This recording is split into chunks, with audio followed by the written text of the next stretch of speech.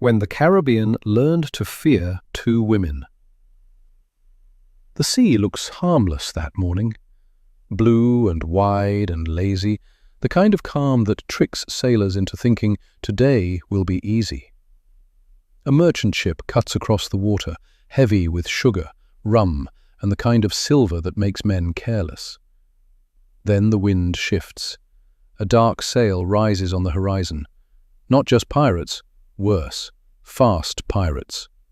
Grappling hooks fly, wood splinters, men shout, pistols crack like thunder at close range, smoke tangles with salt and fear, until the deck becomes a blur of blades and boots and blood. And in the middle of the chaos, two fighters move like they've been waiting for this all their lives. One is tall and lean, hair hidden beneath a battered hat, fighting with brutal precision. Strike, step, strike again, never wasting motion. The other is all fire. Red hair flying loose, mouth full of curses, blade flashing like she's arguing personally with every man who gets too close. They are not hiding behind anyone. They are not retreating. They are leading the charge. By the time the captain drops to his knees, shaking, he already knows what this means. Because sailors talk. Ports talk. Graves talk. Mary Read, and BONNY, two women who should not exist in this world, and yet, somehow, they are the most dangerous people on the ship. But this story doesn't start with cannons and stolen treasure. It starts with two girls who learned, long before they ever saw the ocean, that the world had no safe place waiting for them. Girls who learned to disappear to survive. Mary Read's life begins as a lie, not a rebellious one, a necessary one. Her mother dresses her as a boy because boys are worth more in a world that sells survival by the hour. Boys can work. Boys can earn. Boys can stay alive when food runs thin. So, Mary grows up as Mark. She learns to walk like a boy, speak like one, fight like one. She learns that softness draws attention, and attention is dangerous. She learns that blending in can be a form of armor. By her teens, she's marching with soldiers, carrying weapons, sleeping in tents soaked with rain and sweat and fear. She learns discipline. She learns pain. She learns that no one cares who you are, only whether you can hold the line. And she can. For the first time, pretending becomes power. Anne Bonny's childhood is wrapped in scandal instead of uniforms, but the lesson is the same. She is born into disgrace, dragged across the ocean to escape whispers that never stop following her family. In the colonies, she grows up watching men take what they want and call it law. Anne does not learn obedience, she learns defiance. She talks back, she fights, she refuses to shrink herself to make anyone comfortable. They call her wild, improper, dangerous. She wears those names like armor. Both girls grow up in different worlds, but they learn the same brutal truth. If you wait for permission, you will wait forever. If you want freedom, you will have to take it. Neither of them is dreaming of piracy yet. They are just trying to breathe in systems that do not care whether they survive. But the sea is already waiting, and it has a way of finding people who are ready to burn their old lives down and start again with nothing but nerve and a blade. Why the shore was never going to hold them. Mary Read tries, briefly, to live a normal life. After years of war, she does what soldiers often do when the fighting ends. She reaches for peace, like it might finally make sense of everything she's survived. She stops pretending to be a man. She falls in love. She marries. For a moment, she imagines a small, quiet future, built on routine instead of danger. And then, her husband dies. Just like that. No grand tragedy, no justice. Just another woman left alone in a world that does not protect widows, does not feed them, and does not care what promises were made. Mary looks around and realizes something brutal. Peace only exists if you can afford it. So she puts the disguise back on. She takes work where she can. She signs on to ships because ships always need bodies. And the sea does not ask too many questions if you can haul rope and stand your watch. What she does not know yet is that she is sailing toward the only kind of family that ever made sense to her, one built on risk, loyalty, and shared lawlessness. Anne Bonny's rebellion takes a different path, but it ends at the same dock. She marries a man who looks respectable and turns out to be anything but. A small-time informant, a man willing to sell out pirates to stay on the right side of the law. Anne despises him almost immediately. She did not leave one narrow cage to step into another. She did not cross oceans to spend her life shrinking beside a man who trades other people's lives for favors. So she does something that shocks polite society and delights every tavern with a tongue. She leaves him. She walks straight into Nassau, the pirate capital of the Caribbean, where rules are optional, loyalty is loud, and freedom smells like rum and gunpowder. And there she meets a man who looks like trouble wrapped in charm. Jack Rackham, Calico Jack, flashy clothes, easy grin, a reputation for bad decisions and worse timing. Anne doesn't fall in love with safety, she falls in love with escape. She joins his ship, not as a passenger, not as a mascot, but as someone ready to fight for a life that finally belongs to her. Meanwhile, Mary's ship is captured by pirates, the kind of capture that usually ends in fear or death. Instead, Mary looks around at the chaos, the shouting, the reckless confidence, and recognizes the battlefield all over again. So she does what survivors always do. She adapts. She joins them. And when fate finally drops her onto Jack Rackham's deck, standing opposite Anne Bonny, neither of them knows yet that the world is about to get very confused about gender, loyalty, and who is actually in charge on this ship.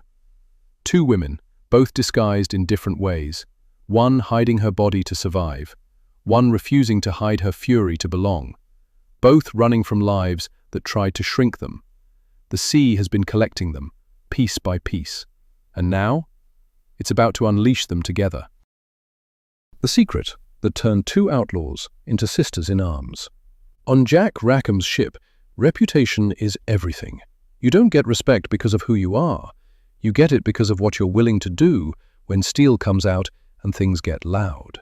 Anne earns hers fast. She fights, she curses, she drinks, she takes risks that make seasoned pirates raise their eyebrows. The crew quickly learns not to mistake her red hair and sharp tongue for weakness. Mary keeps her head down at first, not because she's afraid, because she's always calculating. She knows how men watch each other on ships. She knows how fast rumors spread. She knows how dangerous it is to stand out too quickly when you're hiding something this big. But battles have a way of stripping secrets bare. During raids, when decks turn slick with seawater and blood, Mary doesn't fight like someone guessing her way through violence. She moves like someone who has trained for it, controlled, efficient, ruthless when she has to be.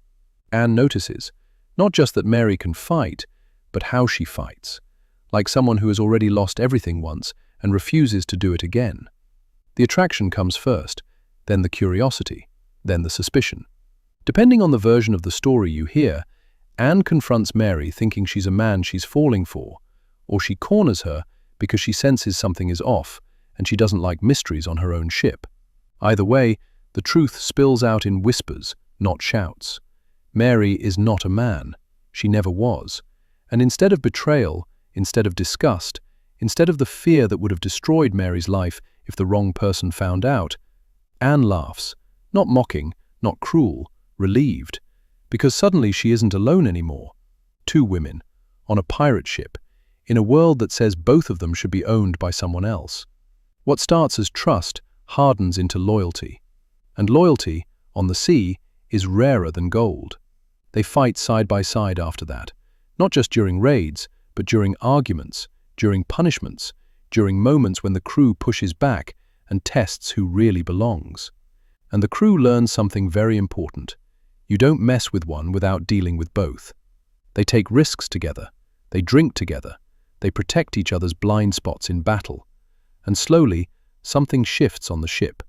Jack Rackham may wear the captain's hat, but Anne and Mary are the ones the crew watches when things get ugly.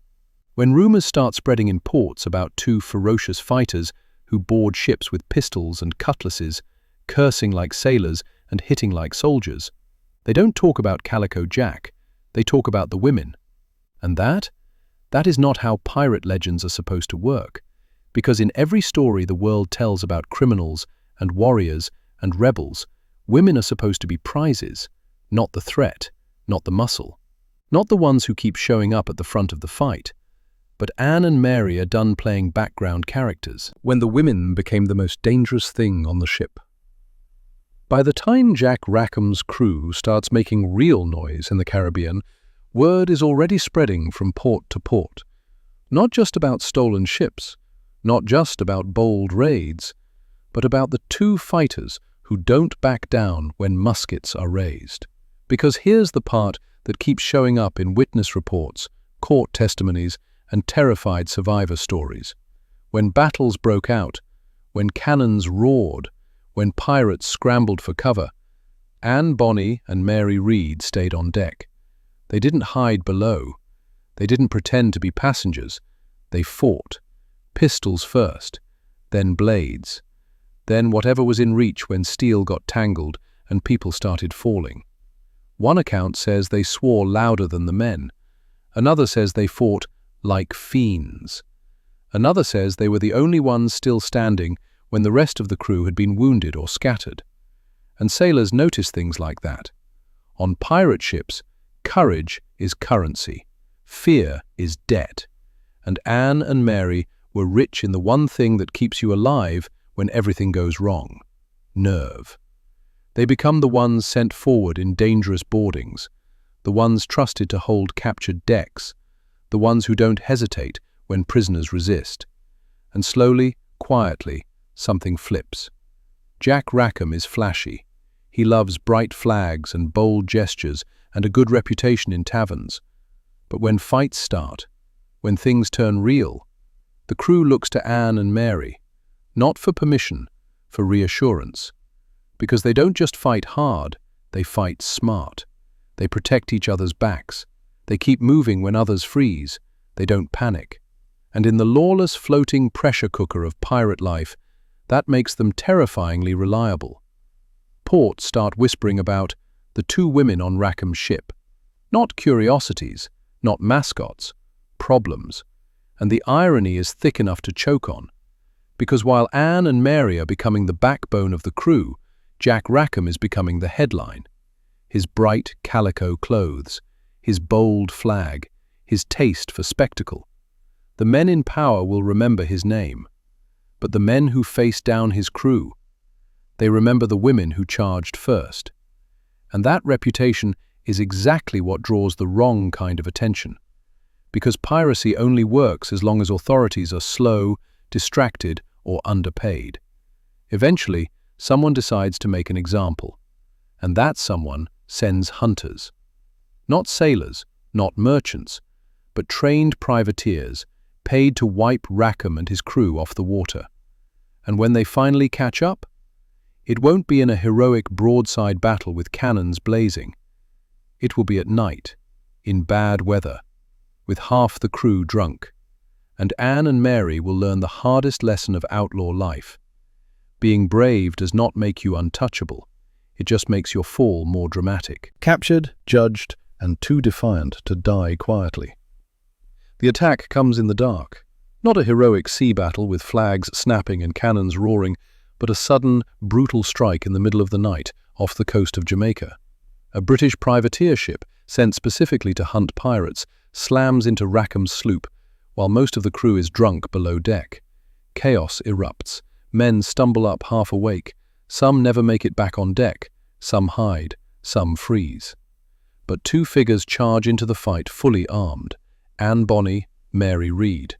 Witnesses later swear they were the only ones still fighting when the rest of the crew had scattered or surrendered. They fire pistols. They slash with cutlasses. They scream at the men below to come up and fight. One account claims Mary even fired into the hold in fury, shouting that if there were any men among them, they should come up and die like men instead of hiding like rats. But bravery doesn't stop bullets. The privateers overwhelm the ship. The fighting ends, and for the first time since they took to the sea, Anne and Mary are in chains. They are dragged into Port Royal, thrown into filthy cells, and lined up for trial with the rest of Rackham's crew. Now comes the part that feels almost unreal, because when the court hears testimony about who fought and who fled, it becomes painfully clear. Jack Rackham's reputation does not match his performance, and Anne Bonny does not hide her disgust.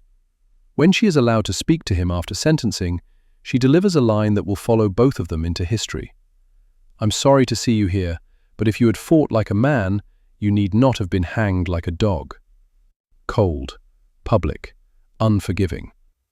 Rackham and the rest of the male crew are sentenced to hang. No hesitation, no mercy. Their executions follow quickly, bodies swinging in the harbour as warnings to anyone thinking about piracy. But Anne and Mary? The court hesitates. Not because they are innocent, everyone knows they fought, but because they are women, and English law, twisted as it is, still carries one strange pause button. Both Anne Bonny and Mary Read plead their bellies. They claim pregnancy, and under the law, that means execution must be delayed, not cancelled, delayed. Doctors examine them. Both are found to be telling the truth, so the hangman waits. Anne and Mary are returned to prison, now separated from the men they sailed with, waiting in cells that smell like rot and salt and endings. And here's where their paths finally split. Mary Read does not make it out. She grows sick in prison, likely fever, maybe infection, maybe exhaustion after years of violence and hard living. In 1721, she dies behind bars. No heroic escape, no last stand. Just a quiet death the Empire barely bothers to record. Anne Bonny's story is stranger, and messier, and far less certain. Records suddenly stop being helpful. Some say her wealthy father bribed officials to secure her release. Some say she returned to the colonies, remarried and lived quietly into old age. Some say she vanished completely, choosing anonymity over legend. History shrugs, and that shrug might be the most fitting ending of all, because after a life spent refusing to play the role assigned to her, Anne Bonny disappears into a world that finally stops watching. No execution, no monument, just gone. But the myth does not vanish with her, because the thing that made Anne Bonny and Mary Read dangerous was never just that they were pirates. It was that they were women who refused to be smaller than the violence of their world. They fought the same wars, sailed the same seas, faced the same deaths, and they did it without permission. The law could hang men, but it never quite knew what to do with women who broke all the rules and lived anyway. Why history loves outlaw women, as long as it can punish them. Here's the strange trick history likes to play. It romanticizes rebellion, but only when the rebel is already dead. Male pirates become legends, rogues, devils, anti-heroes. Their violence gets framed as adventure, but women who do the same things, they become warnings. Anne Bonny and Mary Read didn't just break the law, they broke a social contract far more fragile than any treaty between nations. They stepped into spaces that were never meant to hold them. Battlefields, taverns, decks slick with blood, decisions about who lives and who sinks. And they did it without pretending to be delicate, repentant, or grateful. That's the part that made people nervous. Because a woman who suffers is understandable. A woman who fights back is disruptive. A woman who thrives in chaos is dangerous to every story society tells about what women are for. So the narrative shifts. Instead of skilled fighters, they become scandalous lovers, sexual curiosities, shocking spectacles. Not warriors, women behaving badly. The focus slides off their courage and onto their bodies, off their strategy and onto their romances, off their defiance and onto their impropriety. It's a familiar move. When women claim power in violent systems, history pretends they only wanted attention.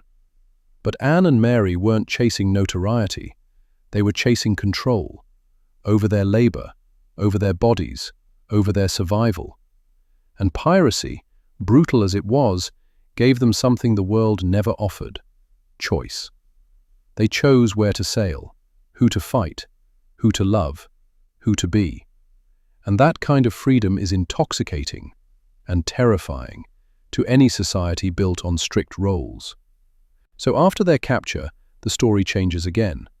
Now, they're no longer thrilling. They're embarrassing, inconvenient, awkward reminders that women were not as obedient as polite history prefers. Mary dies quietly, tucked into a footnote. Anne vanishes, and the mystery becomes more important than the woman.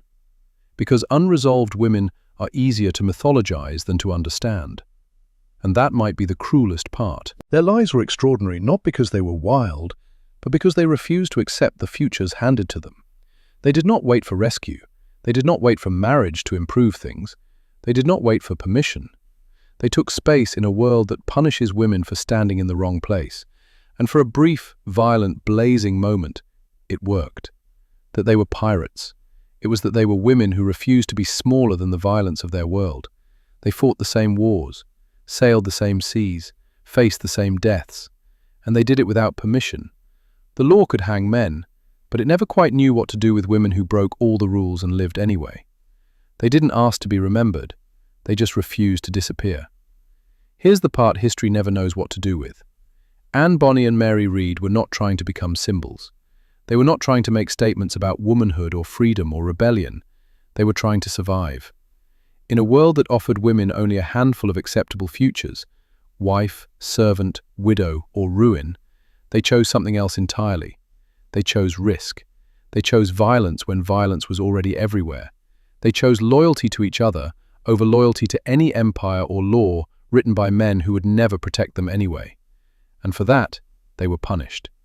But punishment did not erase what they proved. They proved that courage does not belong to gender, that brutality does not require permission, that freedom is not a gift handed down. It is something people take when the cost of obedience becomes unbearable. Mary Read dies in a cell, not with a sword in her hand, but with her legend already spreading beyond her reach. Anne Bonny walks out of the records and into rumor, into possibility, into the kind of unanswered ending that keeps a story alive far longer than certainty ever could. Did she return to a quiet life? Did she keep running? Did she survive in some other name, on some other shore? History doesn't know. But that, in a way, feels exactly right. Because women like Anne Bonny were never meant to be contained neatly inside conclusions. They leave questions behind. They leave disruptions. They leave cracks in the stories we tell about what women can and cannot be. And those cracks matter, because every generation of women who are told to stay in their place, lower their voice, soften their ambition, they look back and find ghosts who did not comply. Not saints, not victims, but women who chose danger over disappearance. Women who lived loud, fast, wrong, and free, if only for a while.